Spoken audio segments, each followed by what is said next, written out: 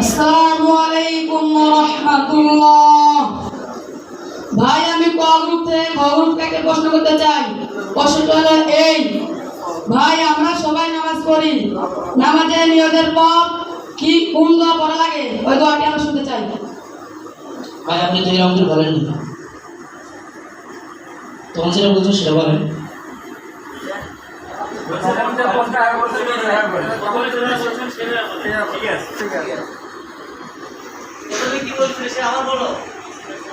বাড়াচ্ছে কেন?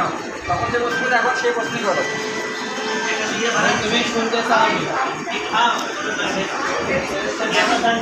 ভাই আমরা সবাই নামাজ পড়ি, নামাজের নিয়তের পর কি দোয়া পড়া লাগে?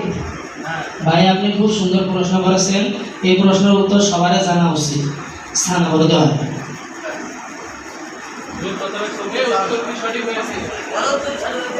উত্তরটি সঠিক হয়েছে।